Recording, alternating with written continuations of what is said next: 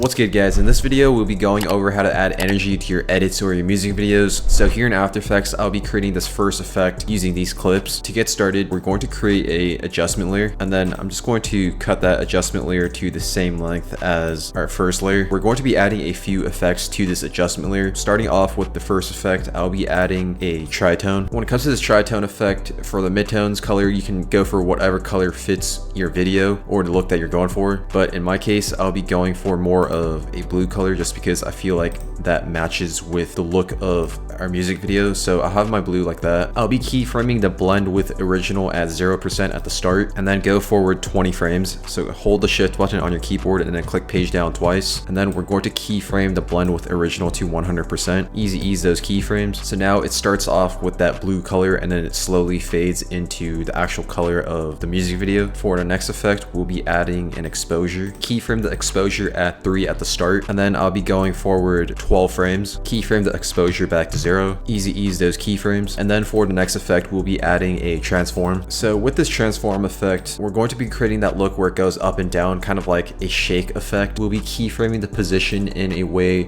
where it starts from the top. So I'll keyframe the position like that, and then as you guys can see, by keyframing the position of this transform effect, we have these black edges, which is not what we want. So in order to fix that, we're going to add a motion tile and add that motion tile above all of our other effects. I'll increase the output width and the output height to 300. Click mirror edges. So now as you guys can see, we have a full composition. And then now moving back to the transform effect, we're going to go forward 2 frames, keyframe the position back to its original position. So the Y value is going to be at 540, and then we're going to go forward another 2 frames and keyframe the Y value of the position in a way where it animates all the way down. So I'll keyframe mine like that, and then go forward another 2 frames and then keyframe the position back to its original position. Easy ease all of those keyframes. Make sure to click the motion blur, and then now when I play this, we have that shake effect at the start. Now moving on to the next effect, I'll be adding an optics compensation. For this optics compensation, we're going to keyframe the field of view at 140 at the start, and then click reverse lens distortion. So keyframe the field of view at 140 at the start, go forward 10 frames and keyframe the field of view back to 0. Easy ease those keyframes. So now we have that distort effect at the start, and then for the next effect, we'll be adding a curves. And with this curves effect, we're going to create that look where it gets bright and then dark and then bright and dark and then so on until it reaches the end of the layer. At the start, we're going to drag the curves up so that we bring up the values of our layer, and then we're going to keyframe the curves, go forward 2 frames and then bring down the values, and then we're going to go another 2 frames, grab these 2 keyframes, click Ctrl C, and then click that adjustment layer, click Ctrl V, and we're just pretty much just going to be doing that until we reach the end of the adjustment layer.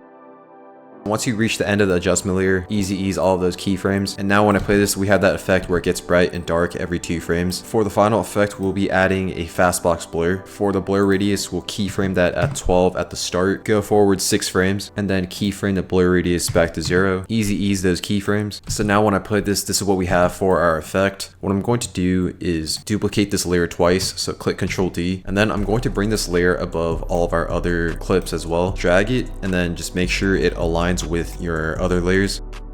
After aligning your adjustment layer to the same length as your clips and adjusting your keyframes, this is what we have for our final effect. So it's a cool way to just add some energy as well as movement to your edits. Now moving on to the second way to add some energy to your effects, we're going to be creating a transition between these 2 clips. To get started, we're going to create a new adjustment layer. We're going to make this adjustment layer 8 frames long. Drag the adjustment layer in between your clips so that we have 4 frames on the left and then 4 frames on the right. For the first effect, we'll also be adding a tritone. And then for the tritone effect, I'll change the midtones color to more of a blue color. So I have mine like that. Go to the beginning of that adjustment layer. We're going to keyframe the blend with original at 100% at the start, and then go towards the middle where the cut happens, keyframe the blend with original to 0%, and then go towards the end and keyframe it back to 100%. Easy ease all 3 of those keyframes. Now when I play this, we have that really smooth blend effect. We're going to then add a directional blur, keyframe the blur length at 90 at the center, and then we're going to go towards the beginning, keyframe it to 0, and then keyframe the end at 0. Easy ease those keyframes. For the next effect, we'll be adding an exposure. Keyframe the exposure at 2 at the center, and also keyframe the offset at 0.1. Go towards the beginning of that adjustment layer and keyframe both of those back to 0. Also keyframe the end at 0. Easy ease all of those keyframes. And because we have this directional blur effect, it creates a transparent top edge as well as a bottom edge. So in order to fix that, we'll just be adding a motion tile to this adjustment layer. Make sure to add this motion tile effect above all of your other effects, and I'll be increasing the output height to 300. Click mirror edges. So now when I play this, we have that really cool directional blur flash transition, and then also where our clip goes from blue into its original color.